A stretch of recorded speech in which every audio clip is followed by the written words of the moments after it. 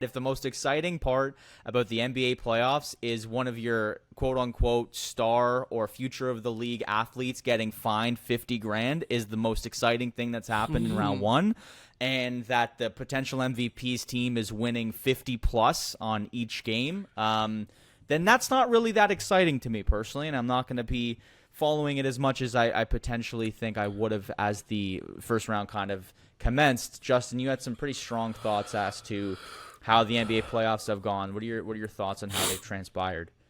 I just think like we should just skip the whole first and second round of the playoffs and just go to the Eastern Conference and Western Conference Mm, finals. Because yeah, like they're just not they're not competitive. They're just you can tell who's the better team. You can tell going in like who's going to win. It's going to be a sweep. Like you watched last night, and it's like I think it was Boston and Orlando, mm-hmm. and then Cleveland and Miami, and I'm like, these two games are a wash. The only game that was interesting last night was Houston and the Rockets. It was ridiculous. It was not fun. And like the night, and like you said, like the Thunder blowing up by 50 points. That series should be over in one game. Just Yeah, end and it. Shea Just hasn't end even it. really Shea hasn't really had like his MVP style game yet either, which is Yeah, Shea crazy to hasn't had say. to play like more than a halftime. Like they just don't even need him to play the whole second half of the game. Like just like Yeah. go sit out. Yeah, it's not fun. It's not like when you think of when you think of playoffs in general, you really think okay. I when you think of playoffs in general, I think like best time of the year, most Hmm. intense time of the year. It almost feels like a preseason type Yeah. thing in the NBA for the first round of the It's playoffs. it's always been like that though. I feel like and if this was a new type of experience that we were having as fans and like watching these type of games every just this year, I think you turn the blind eye, but all year the game style has changed to threes, and there's been no real physicality in a lot of the NBA. And now it's just transitioning to like we're just watching all-star games almost in the playoffs, but one-sided all-star games. So, look, again, I can't be the first one to suggest that like I've watched and I've like had all of these thoughts throughout the year, but when you do see the highlights and the scores and you're watching some of the play and how it's dictated, like it just doesn't feel like it's that enjoyable for the first round. It's been like that for a long time, hasn't it? Yeah, yeah, I would say you're probably right. It goes a long way back here. It's just in the NHL you get the feeling like any team can upset any team, right? In the Yeah. NBA, it's more so okay. One is definitely going to sweep eight here. 5 and 4 might be a 6 game series, but that's about it. Like usually it's not that exciting, and that's the way it is right now in the NBA. I look at it and I'm just like, can we just get to the Eastern Conference Finals, please, and the Western Conference Finals? Yeah. But Yeah. Brandon, what do you got Brandon, for Yeah. I us? know I know you don't agree with me, so why don't you? No, yeah, I mean, for me, it's more of a question of the play-in tournament. I think that's Okay. where you're really kind of seeing, because you're right, like the 1 and 2 versus 7-8 matchups are definitely not what you would want them to be. You want to see competitive play. You want to see the opportunity potentially for one of these teams, at the in the bottom half of the bracket to push through and maybe make it through. So when it comes to that, I think that's where they have to reevaluate and hopefully have teams actually trying to still want to be in those spots. Like I think teams want to be in the play-in, but for the most part, they're also kind of kicking things down the line for next year, the year after that. So I think the best thing about the first round has been those middle brackets, like the 3 and 6 and the Mm-hmm. 4 and 5. Obviously, Justin, you mentioned those are going to be the most competitive series, and that's where we're getting some of the best storylines. I think with Detroit and New York, I think we've seen a very competitive series. We've seen two great games out of them, and we'll have to just see how things play out. I think in the West too, like LA and Minnesota should be a good back and forth matchup for Yeah. the first round, and they're getting a lot of attention as well. So I think there is a combination of good and bad when it comes to the first round, but I think there's still so much that you can look forward to.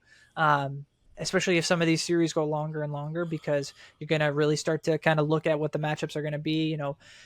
I didn't even mention Denver and LA in terms of the Clippers. That's probably been the best first round series so far in the NBA. Yeah, And yeah. that's a natural, I think, Yeah. 4 or 5 there as well. So I think it's one of those things where, yeah, like the NBA still has a lot of work to do in terms of what I think needs to happen for maximizing the entertainment value out of the playoffs and what we see. I understand dollars don't necessarily equate to what someone like me likes, but that's just the way it is, and you got to live with it. But I think there's still plenty to like about the first round in the NBA.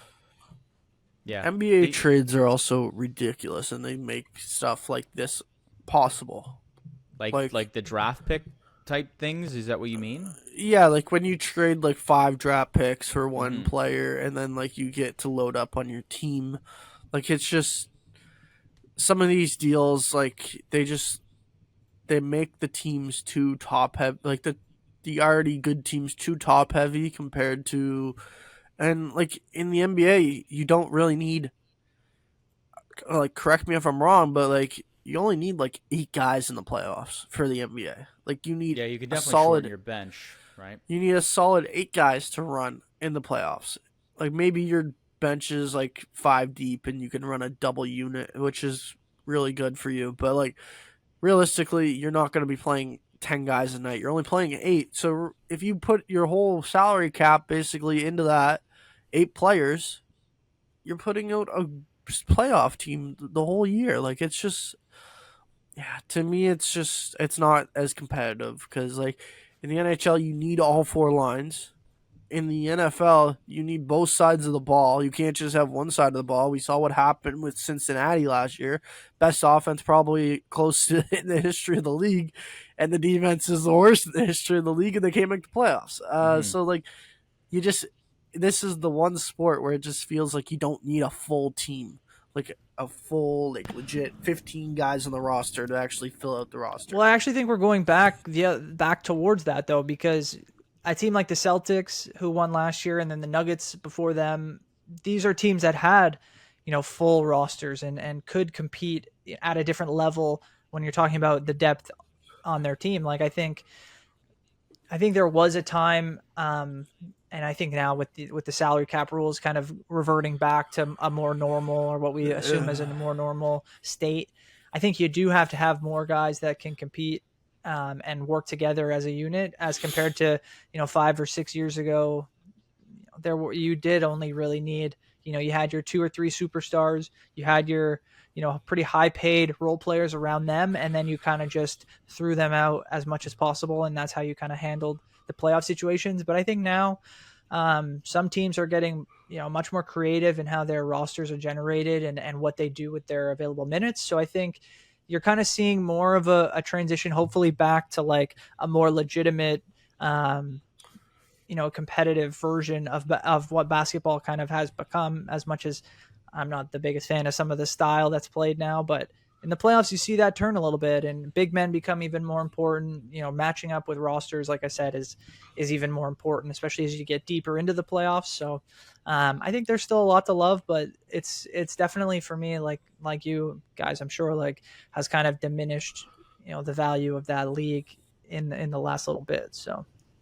Yeah, I will say, like, there's a good point in there when you look at the top 2 seeds in each division. Like, in the West, they're 2 very, very young teams. Like, obviously the Rockets and OKC, but they have a lot of players. Like, you have your leaders in Fred VanVleet, you have your defensive players in Amen Thompson on the Houston side. But then on OKC, you're all over the board. You have players that haven't even factored in, like the Shays, who haven't even played their best games, and they're able to kind of hang on to leads, and not even hang on to leads. They're able to completely blow teams out of the water in the playoffs, but even the regular season, there's been no drop in play. And then on the East, we saw Boston do it. We're seeing Cleveland do it as well, with some of your heavy hitters, but some of your key pieces like the Mobleys and everything like that. So your Darius Garlands. There's players that are the super team era, which I was never a huge fan of. Like, it's exciting, it's entertaining, but if you're more a fan of like sports in general, maybe that's just me, and maybe it's an old man take, but like, you kind of want to see a team effort win.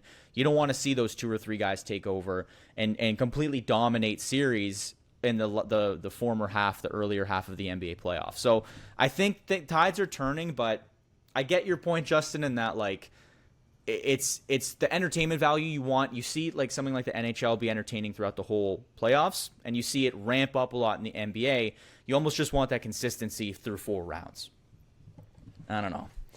But we'll keep an eye out on things go. We also, I think you muted your mic there, Justin, one more time. Oh, sorry, my bad. One thing to mention is the Thunder have played 13 players in 2 games, and that's not because their roster is like, I'm not saying that their roster is fully put out and like, or like it's a full 15-man roster that they're running. It's because they're blowing the team out by 50 points. They can literally put whoever the hell they want in the game. Doesn't matter. It doesn't matter. It simply does not matter who they play. Like, they're on a different level. They're gonna win. 68-14 this regular season. 4 wins, 5 wins off the record. Yeah, Like, was ridiculous. it the Golden State Warriors and 73-9? Like, yeah, ridiculous. unbelievable. But good for them. Like I'll give you like what else does Oklahoma City have to cheer for? Like Nothing. nothing. Like this is it. And honestly, I'm happy to see that. I'm happy to see I'm that. happy for them. I think I know they're you gonna are. make the finals. Like I fully think that they're making the finals. It's cool. I'm sick of seeing these top end teams. I love seeing the Lakers and T-Wolves go at it, but they're very like either really likable or not likable at all, depending on what side of the spectrum you are. It's nice to see these younger markets, these smaller markets get the love. Brandon, I know you like this first round, but you have to agree. Like they should have just canceled Thunder Grizzlies after Game 1, eh? Yeah, I mean the Grizzlies they've had a tough year, and we've seen them kind of make changes, like similar to the Nuggets, who are just better equipped to handle what they've done, but. Yeah, like it's Ja doesn't seem too engaged either.